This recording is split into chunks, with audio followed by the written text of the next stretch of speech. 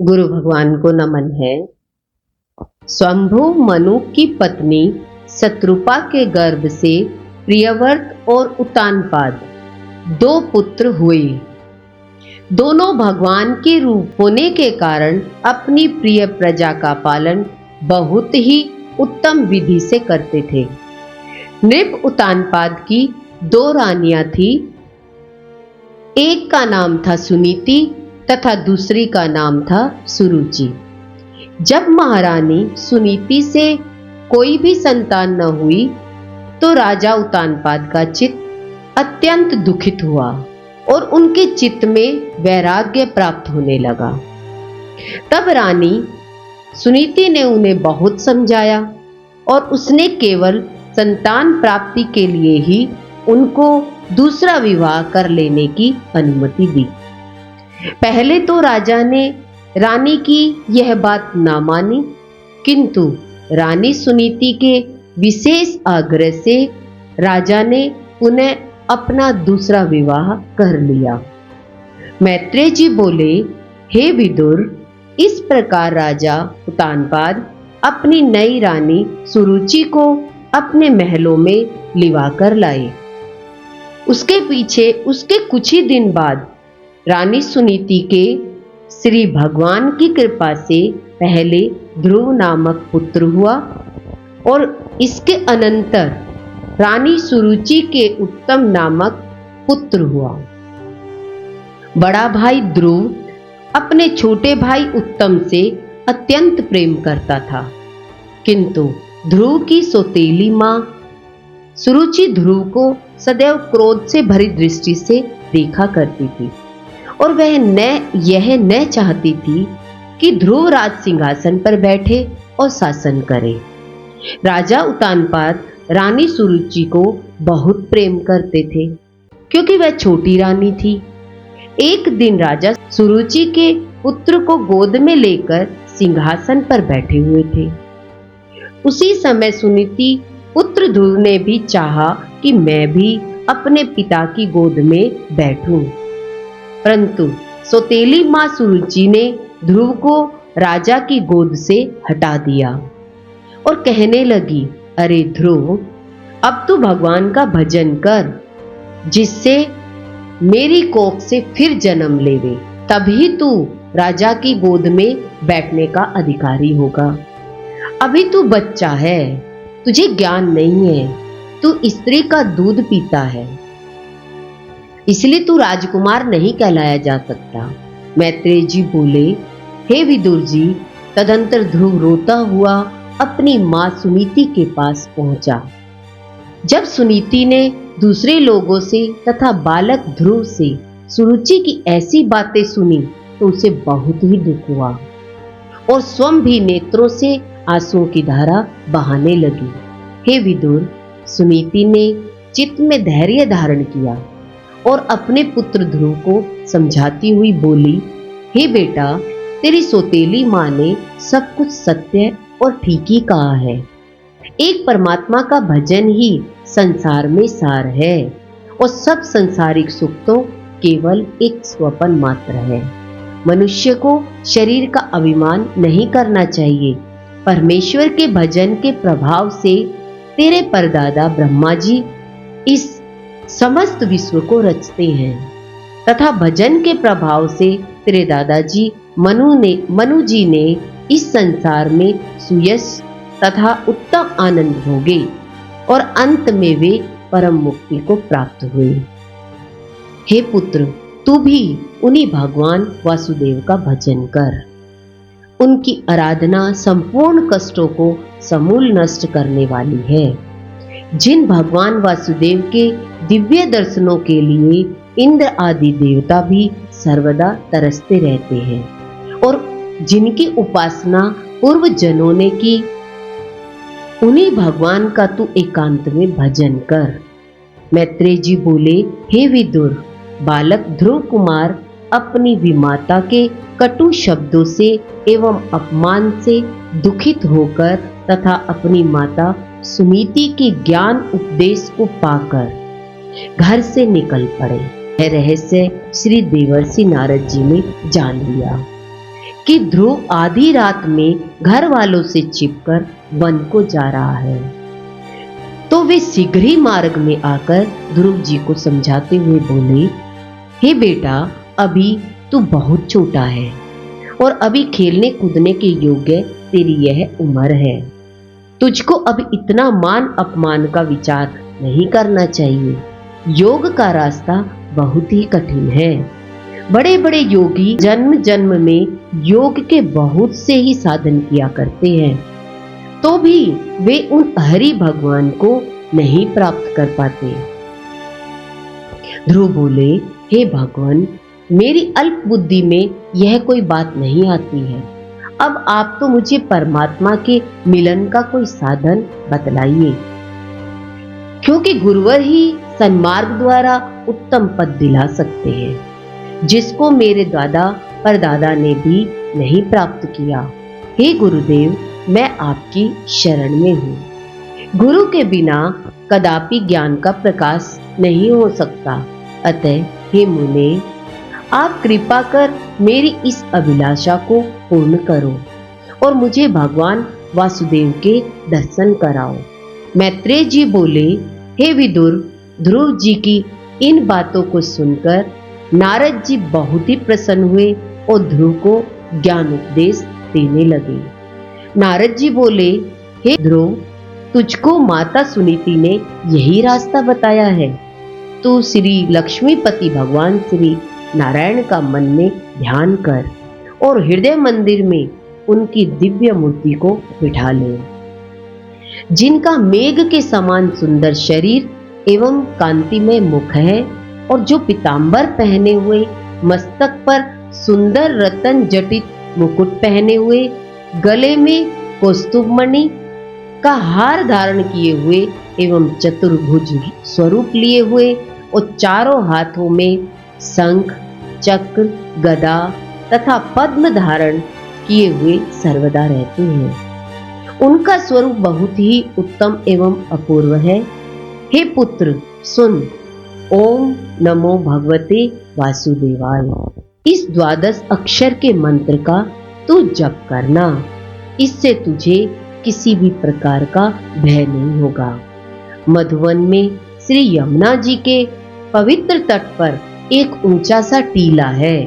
उसी पर स्थिर आसन में बैठकर एक चित्त से इस मंत्र के जपने से तुझे भगवान वासुदेव अवश्य ही दर्शन देंगे।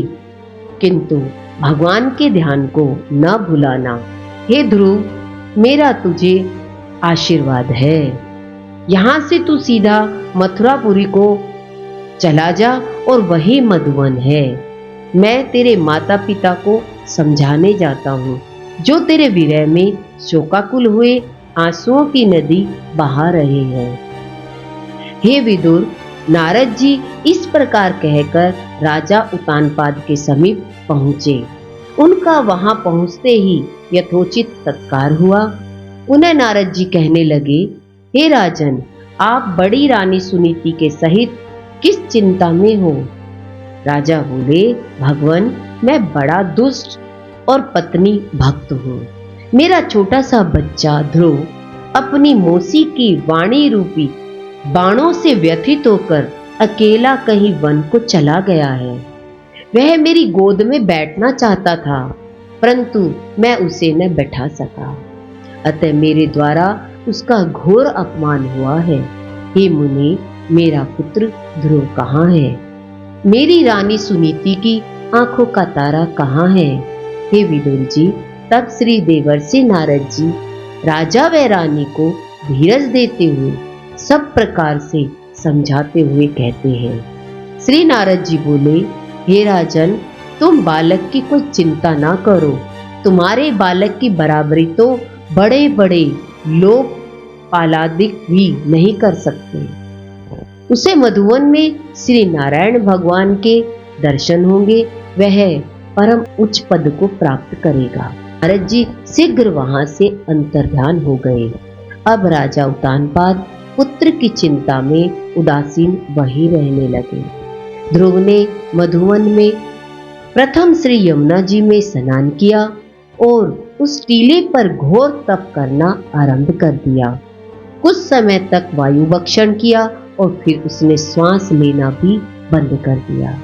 फिर पांव के एक अंगूठे पर खड़े होकर तप किया। श्वासों को प्राणायाम विधि से ऊपर चढ़ा लिया और जब प्राण वश में हो गए तब अचल शरीर पर मिट्टी, दीमक आदि चढ़ने लगी। उसे कुछ भी देह का अनुसंधान नहीं रहा। भीतर भगवान की मूर्ति का प्रकाश हो रहा था। इस प्रकार उसके घोर तप से तीनों लोग कांपने लगे। जिस समय ध्रुव ने अपनी समस्त इंद्रियों को रोककर भगवान का ध्यान किया तो जीवों का श्वास रुकने लगा। तब सब देवता भगवान की शरण में गए। देवता बोले, हे भगवान, आप हमको इस कष्ट से बचाइए। हे प्रभु, हमारे श्वास तक घुट रहे हैं। भगवान श्री हरि बोले, तुम घबराओ नहीं, मैं अभी तुम्हारे कष्टों को दूर किए देता हूँ। उतानपाद के पुत्र ध्रुव ने कठोर तप किया। मैं उसे अपने दर्शन देकर उसका मनोरथ पूर्ण कर अभी उसको तप से निवृत्त कर देता हूँ। हे विदुर जी, ऐसा सुनकर देवतागण प्रसन्न हुए। मैत्रेय जी बोले, हरि आराधन से मिला ध्रुव जी को वरदान, पितृ राज्य पालन किया नृपति अरण्य प्रयाण। मैत्रेय जी बोले, हे विदुर जी, भगवान गरुड़ पर सवार होकर भक्त ध्रुव जी के पास मधुवन में गए और वहां ध्रुव को दिव्य चतुर्भुजी स्वरूप से दर्शन दिए। ध्रुव भगवान वसुदेव को देखकर बहुत प्रसन्न हुए और उनसे शीघ्र ही डंडे के समान पृथ्वी पर लंबे लेटकर भगवान को साष्टांग प्रणाम किया। परंतु ध्रुव जी यह नहीं जानते थे कि भगवान की प्रार्थना किस प्रकार की जाए। अंतर्यामी भगवान तो ध्रुव के मन की बात समझ गए और अपना दिव्य शंख उनके कपोल से लगा दिया। तब तत्क्षण ही ध्रुव जी को पूर्ण ज्ञान हो गया और उनकी स्तुति करने से भगवान प्रसन्न हुए और मनोहर वाणी से ध्रुव जी से कहने लगे, हे ध्रुव, मैं तेरी तपस्या से अत्यंत प्रसन्न हूँ और मैं तेरी हार्दिक भावना जान चुका हूँ। तुझे यह अटल पद देता हूँ जो देवताओं को भी दुर्लभ है। तू 36,000 वर्ष तक पृथ्वी पर धर्म पूर्वक राज्य कर और अंत में फिर तू ध्रुव लोक में अनंत राज्य करेगा और वहां तू सर्व पूज्य होगा। सप्त ऋषियों से ऊपर तेरा अचल स्थान होगा। हे विदुर, इस प्रकार ध्रुव को वरदान देकर भगवान अपने लोक को चले गए। ध्रुव जी के ऊपर स्वर्ग से देवताओं ने सुगंधित अनेक प्रकार के फूल बरसाए। वे भगवान से वर पाकर अपने घर को लौटने लगे। तब उनके पिता उतानपाद को यह मालूम हुआ कि पुत्र ध्रुव सानंद परमात्मा के दर्शन कर एवं वर प्राप्त कर लौट रहे हैं। तो वे विविध भांति के बाजों सहित उनके पास अगवानी करने पहुंचे तथा वहां उनको देखते ही सजल नेत्रों सहित अपने हृदय से लगा लिया और प्रसन्न हुए बड़ी धूमधाम के साथ उनको अपने राजमहलों में ले आए। नगर में विविध मंगल होने लगे। राजा उतानपाद ने उनको सुमुहूर्त में राज्य आसन पर बिठा दिया और उनसे ज्ञान प्राप्त कर वन में तप करने चले गए। ध्रुव अपनी प्रिय प्रजा को पुत्र समझकर धर्म नीति पूर्वक राज्य शासन करने लगे। वे अपने छोटे भाई उत्तम को भी राज्य पद का पूर्ण अधिकारी मानते थे। गुरु भगवान की शुक्राने हैं। देखिए, सारा ज्ञान जो हम भक्तों का प्रेम देखते हैं तो कितना अंतर से प्रेम किया। हम तो बाहरी आवरण से उस प्रेम को समझते हैं। थोड़ी सी पूजा पाठ करी तो हम कहने लगे कि हमें भगवान का संसार चाहिए। भगवान किसको चाहिए? ध्रुव को भगवान चाहिए था। एक बार पिता की गोद ना मिलने पर बड़ा स्थान एक मां ने दिया। सुनीति ने उसे अच्छा ज्ञान दिया कि ज्ञान प्राप्त कर इस सारे लोक का राजा बना दिया। कौन जानता है इस ज्ञान को? कौन मां अपने बच्चे को ये ज्ञान दे सकती है? और कौन बच्चा इस ज्ञान को लेने के लिए तैयार है? पहली बात तो ये ज्ञान समझ ही नहीं आता। देखिए, एक छोटी गोद तो छूटी और बड़ा सिंहासन दे दिया, अमरता का सिंहासन दे दिया जो कभी नीचे उतार ही नहीं सकता। थोड़े से समय में वो राज सिंहासन भी मिला और पिता को भी वो ज्ञान प्राप्त हुआ कि जो मेरे एक छोटे से बच्चे को ज्ञान प्राप्त हो सकता है, भगवान के दर्शन हो सकते हैं, तो बच्चे को राज सिंहासन दे करके जंगल में चले गए। देखिए, पिता को कौन सा रास्ता दिखाया? भगवान का रास्ता। हमें भगवान कितने पसंद है। हम संसार की एक तुच्छ वस्तु के लिए भगवान को कितना सुना देते हैं, जिन भगवान के लिए हमने कुछ भी नहीं किया, कुछ नहीं किया, तब हम भगवान को कोसने लग जाते हैं। पर देखिए, छोटा सा ध्रुव है, उम्र भी छोटी है और चल पड़ा जंगल में। किस लिए? भगवान की गोद प्राप्त करूंगा। भगवान की एक बार गोद मिल जाती है तो इस संसार का सारा वैभव, देखिए सारा वैभव कैसे मिल गया, आखिर लौट के आया तो क्या मिला? अब सब प्यार करेंगे। संसार के तुच्छ शरीर से इतना प्रताड़ित होने के बाद भी वो राजगद्दी नहीं मिलती जो भगवान से मिल जाती है। तो कितना मन हमारा भगवान में लग पाता है। कहते यही मन है जो जीवन में हमें परमात्मा की तरफ लेकर जाएगा। देखिए, लोग भगवान की भक्ति भी बहुत करते हैं, पर एक इच्छा के कारण सब कुछ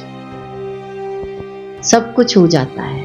एक भगवान की इच्छा प्राप्त हो जाए, जग जाए, तो इस संसार का सारा वैभव, जीवन भी सुखी, माता पिता भी सुखी, और उसके पीछे चलने वाले जितने लोग, वो सब सुखी हो जाते हैं। एक संत से सब कुछ जीवन मिलता है, जीवन दान मिलता है। नारद जी ने उनको मंत्र दिया और वो मंत्र अंतर प्रकाश कर गया। किसके हृदय में? छोटे से बच्चे के। जब छोटा सा बच्चा भगवान को प्राप्त कर सकता है तो फिर हम तुम क्यों नहीं? हम सबको भगवान प्राप्त है, बस तड़फ चाहिए। वो तड़फ, वो प्यास, एक प्यास लगती है पानी की तो व्यक्ति कहता है मैं जिंदा नहीं रहूंगा, मुझे पानी चाहिए, दुनिया का वैभव नहीं। उसे कहे ये ले लो, पानी की जरूरत नहीं है, क्या कहेगा? नहीं, मुझे पानी चाहिए, जिंदा तो मैं पानी से होऊंगा। ऐसे ही गुरु हमें कहते हैं, सुखी जीवन जीना चाहते हो तो वो अपनी आत्मा से मिल सकता है, शरीरों से नहीं। बस सब शरीरों से सुख पाना चाहते हैं। अपना शरीर ही इतना कष्ट देता है, दुख देता है। दूसरा शरीर भी अपनी गोद में बिठा लिया, उसके दुख आ गया तो आप कितने दुखी हो जाओगे। दूसरे शरीर को अपने गोद में बिठाने के बाद कितना दुख जीवन में आ जाता है। कहते हैं मन से मानने से।